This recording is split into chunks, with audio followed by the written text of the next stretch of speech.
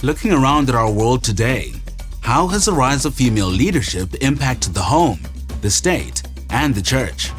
Is this good or bad for society? How did we get here? And what unique threats does feminism pose to both women and the church today?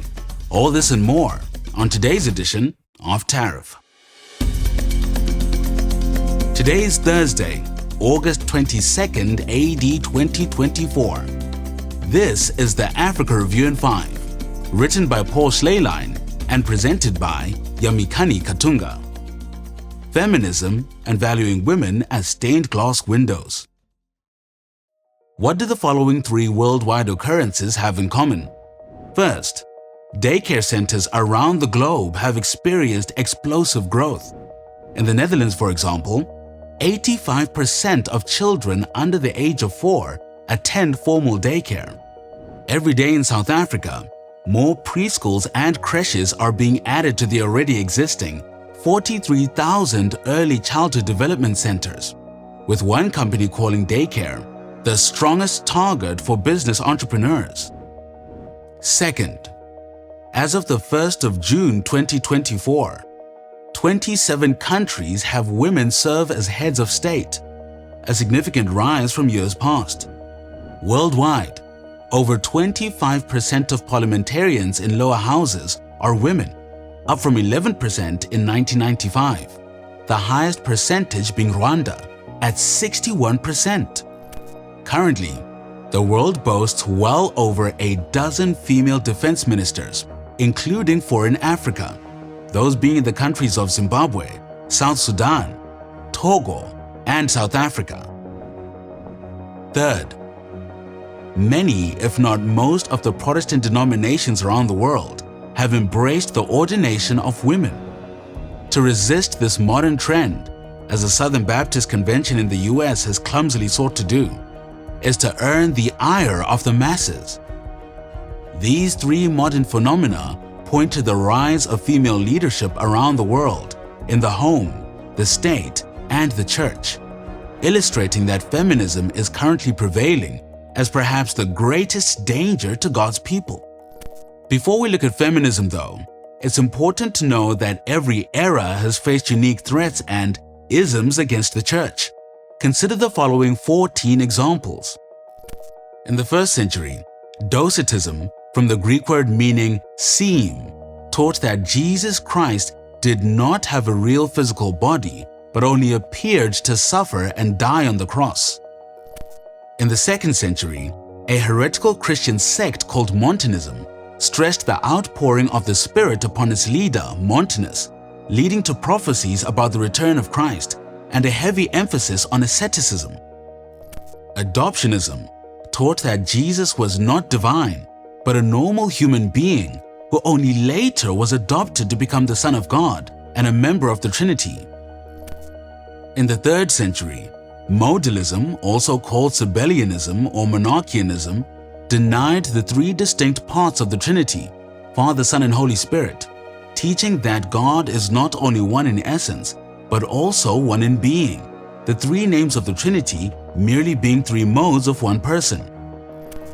Gnosticism, which comes from the Greek word meaning knowledge, believed that all physical matter is evil, and therefore denied the humanity of Christ and emphasized salvation through special knowledge, imparted only to the enlightened.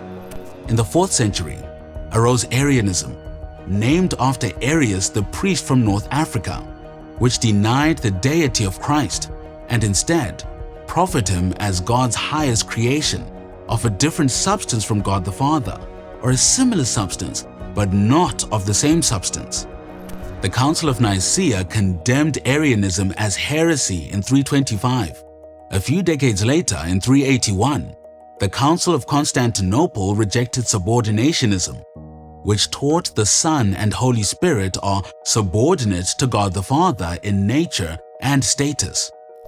With the 5th century came Pelagianism, named after the British monk Pelagius, who, in contrast to Augustine's preaching, taught that the human will is free to do good and can be saved by moral efforts apart from divine grace. As the centuries passed, Satan paraded new heresies through the world and before the church. Universalism teaches that all people will receive God's salvation and no one will experience judgment. This is similar to pluralism, which says that there are many ways to God, not only through Jesus, made popular recently through cultural icons like Oprah Winfrey and Desmond Tutu. Sacerdotalism, from the Latin word for priest, places an excessive dependence on the clergy for spiritual benefit, teaching that priests are indispensable mediators between God and man. Modernism devalued the supernatural and believed doctrinal truths could be changed based on modern knowledge. Annihilationism, from the Latin word meaning nothing, teaches that unbelievers after death will not suffer eternally in hell, but instead will be obliterated by God for their sins. Antinomianism, meaning against the law, teaches that since salvation comes through faith alone, a person is exempt from the moral obligations of the law. Now, enter feminism, which advocates for the full and equal involvement of women in every realm of society, including in the home, the church, and the public square. But not content with equal involvement, feminism now stands as one of the strongest proponents for abortion on demand and LGBT rights. Just as thieves create new methods of larceny each day, Satan, the master deceiver, repackages old lies in new wrapping so as to dupe, delude, and double-cross God's people. Has there ever existed in world history an era in which women have more firmly held the reins of leadership than in the present?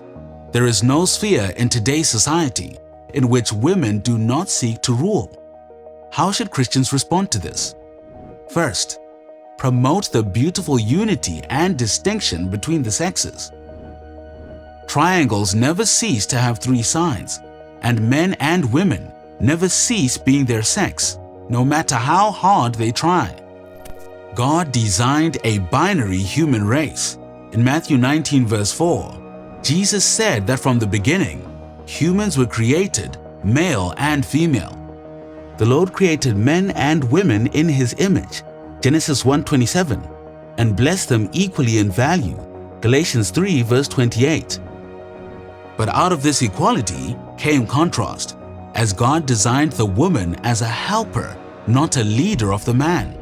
As 1 Corinthians 11 verses 8 through 9 says, "For man was not made from woman, but woman from man. Neither was man created for woman, but woman for man." Now this doesn't mean that God made women as nails and men as hammers in order to pound them into submission. Rather, it means women are like stained glass windows, fragile in that they cannot bear the full weight of the steeple, yet elegant and beautiful so as to shower the building with splendor and light. Second, hold firmly to the biblical teaching of male leadership. 1 Timothy 2 verses 11 through 14 says, "Let a woman learn quietly with all submissiveness. I do not permit a woman to teach or to exercise authority over a man.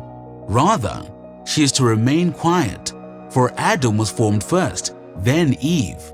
And Adam was not deceived, but the woman was deceived and became a transgressor." God specially designed men to lead the home, lead the church, and lead society.